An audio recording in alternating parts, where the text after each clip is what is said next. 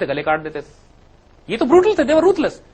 لیکن what happened was کہ why the common people started to go toward them is کہ عام کمزور آدمی کو طاقتور آدمی سے انصاف ملنا شروع ہو گیا. ڈسپائٹ دا فیکٹ کہ وہ اتنے دہشت گرد لوگ پھر بھی جا رہے تھے. کیونکہ معاشرے کی فنڈامنٹل ضرورت دیکھیے, انصاف انسان ہے. بھوکا رہ سکتا ہے, صحیح, ذلیل نہیں ہو سکتا, بالکل خجل نہیں ہو سکتا. بالکل ٹرو. ہمارے معاشرے میں, اپنی بات میں کرتا ہوں, معاشرے میں اللہ نے جو عزت اور مقام اور اسٹیٹس دیا ہے اس کے باوجود میں تھانہ کچہری میں نہیں جانا چاہتا. میری جان نکلتی ہے کہ میں ذلیل ہو جاؤں گا وہاں. ہمارے سارے جو ہمارے جتنے بھی وائٹ کالر لوگ ہیں نہیں جانا چاہتے. We don't want to get involved with Exactly. کچہری, تھانہ, پولیس اینڈ یہ سارا سسٹم. بالکل بالکل, جو جیلیں کا نظام ہے, جو پولیس کا نظام ہے, جو کیونکہ وہ بنائے ہی آپ کو ذلیل کرنے یہ ذلیل کرنے کے لیے بنائے گئے ہیں, آپ کو رسوا کرنے کے لیے. ایک آدمی یقین کریں تھانہ کچہری میں جا کے دیکھیں حشر کیا ہو جاتا ہے. کسی کا ایک صرف کرایہ کا مکان کا پراپرٹی کا جائیداد, اور پاکستان میں سب سے بڑا کام جو طاقتوروں کا ہے کہ دوسرے کی زمین پہ, اس کے پیسے پہ, اس کے گھر پہ, اس کی مسجد پہ, اس کے پلاٹ پہ قبضہ کرنا. کہتے ہیں کسی کو پھنسانا ہو تو کیس کر دو, اس کے اوپر ساری اور پھر وہ زندگی ساری پہ عمر کے لیے لٹکائے ہو رکھو. گیا. بالکل آپ کو یہ سارے معاملات ایک ہی صورت میں ریزالو ہو سکتے ہیں کہ when you bring down Qazi courts, جہاں لوگ قاضی کورٹ کا کانسیپٹ یہی ہے کہ آپ وکیل نہیں ہوتا یہاں پہ, آپ اپنا کیس لے کے جج کے پاس جاتے ہیں. اور دیکھیے اگر فار ایگزامپل ہمارے یہاں لوگوں کو چونکہ جان کے ذلیل کرنے کا رواج ہے نا, آپ بینک میں دیکھ لیجئے ایک کلرک بیٹھا ہوا ہے, 100 آدمی دھوپ میں کھڑے ہوئے بجلی کا بل جمع کرانے کے لیے, حالانکہ وہاں پہ وہ 4 آدمیوں کا اگر وہ بٹھا دے تو وہ ٹائم 15 منٹ میں مسئلہ ریزالو ہو جائے, لیکن ذلیل کرتے ہیں. یہی ہمارا جوڈیشل سسٹم کا حال ہے. بھائی اربوں روپیہ خیانت میں, حرام خوری میں پورے ملک میں خرچ ہو رہا ہے. آپ اسلام آباد اور پنڈی کا ریجن لے لیجئے, اگر آپ یہاں پہ 15 قاضی بٹھا دیں, یقین کیجئے 90% مسئلے تھانے کچہری میں بھی نہیں جائیں گے, وہیں ریزالو ہو جائیں گے. نہیں جائیں گے, بالکل آپ سارا مسئلہ وہی ریزالو ہو سکتا ہے.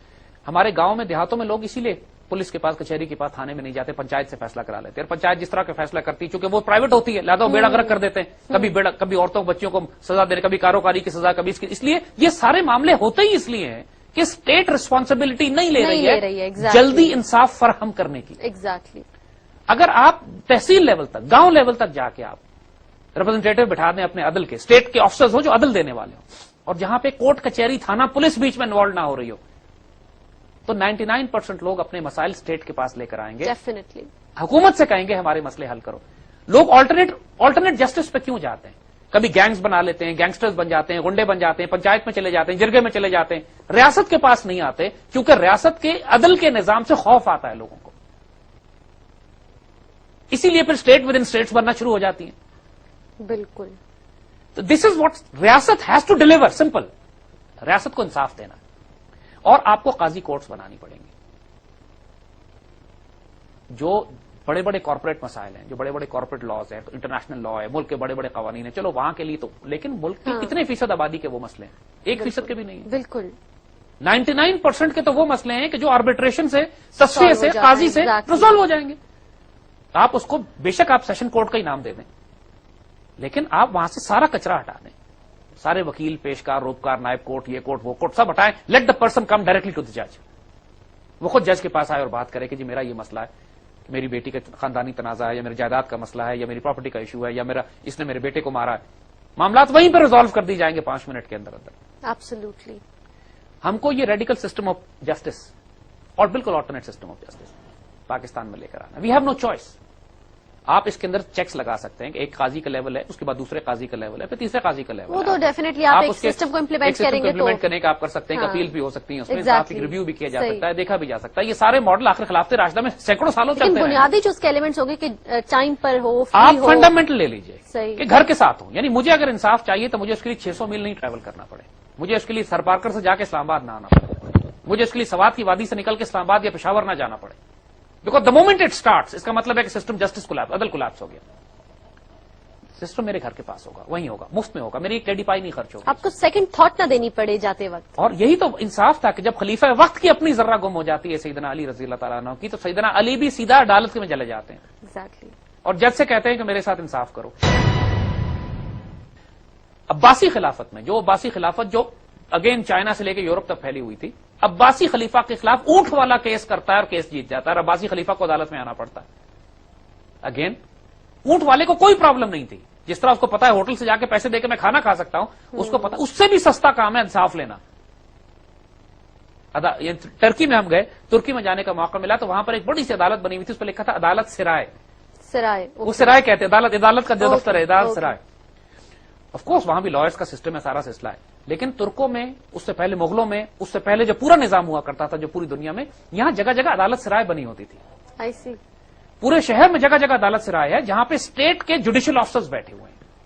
آپ کسی کے پاس چلے جائیں, کوئی جھگڑا نہیں ہے, کوئی پرابلم نہیں ہے. You have a problem, you simply go to the judicial officer, اس سے بات کریں. اب یہاں پر اس کی بات پھر آتا ہے, جب آپ کو انصاف اتنی آسانی سے مل رہا ہے تو اسٹیٹ کے پاس بھی ظاہر ہے پولیس فورس کا کانسیپٹ ہے. اب پولیس دو طرح کی ہوتی ہے خلافت راستہ ماڈل میں. ایک پولیس وہ ہے کہ جس کا تعلق ڈاکوؤں کو چیز کرنا ہے, لا اینڈ آرڈر کا مسئلہ حل کرنا ہے, وہ اگر کوئی لا فساد ہوتا ہے وہ جو کہ نارمل پولیس ڈیوٹیز ہے. ایک پولیس ہوتی ہے امر بالمعروف نہی عن المنکر کی, جو اچھائیوں کو حکم دیتی ہے اور برائیوں سے روکتی ہے, جو پبلک انکنوینئنسز کو دیکھتی ہے. ایک تو یہ حرام اور حلال کو دیکھتی ہے, بھائی سڑک پہ کوئی بیٹھ کے شراب پی رہا ہے یا جوا کھیل رہا ہے. اب یہ کوئی ڈاکوؤں سے مقابلہ نہیں ہے, but their job is to make sure کہ اس پبلک کے اندر یہ فحاشی, برائی, بدکاری معاشرے کے اندر یہ گند نہ پھیلے. somebody has to be the monitor, supervisor تو ہونا پڑے گا معاشرے میں گند کو کنٹرول کرنے. ہاں تو کوئی بھی نہیں ہے زید صاحب. اور دوسرا وہ کہ جو لوگ پبلک انکنوینئنسز, لائک فار ایگزامپل بڑے لوگ ہوتے ہیں, کوئی شادی بیاہ ہوئی, سڑک گھیر لی, اب پورا ٹریفک بند ہوا ہوا ہے اور گھیری ہوئی اور ہوائی فائرنگ ہو رہی ہے اور ایک انڈسپلن مچا ہوا ہے پورا طوفان, لیکن چونکہ طاقتور ہے کوئی بول نہیں سکتا, بلکہ پولیس بھی ساتھ ہوتی ہے.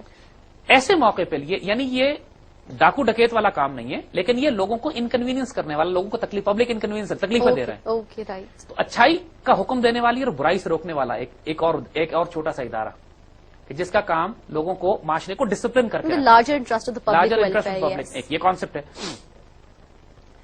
تیسرا یہ کہ آپ کی جیلز کا جو کانسیپٹ ہے, اگین جیلز بھی ڈسکریج کی جاتی ہیں ان اسلامک ماڈل. ہمارے یہاں جیلوں میں سارے کے سارے وہ لوگ موجود ہیں کہ جو almost most of them are under trial. اور اگر آپ ایک جیل کا اندر جا کے دیکھیں, چونکہ 90% لوگ ہمارے جیل میں اندر گئے نہیں ہوتے, جو ایک جیل کی چھوٹی سی کوٹڑی ہوتی ہے, اس ایک کوٹڑی میں 10, 12, 13 مزدور قیدی بند کرتے ہیں, جس کے اندر سائیکل چور بھی ہے اور ایک بینک ڈکیت بھی ہے اور جس کے اندر ایک کڈنیپر بھی ہے.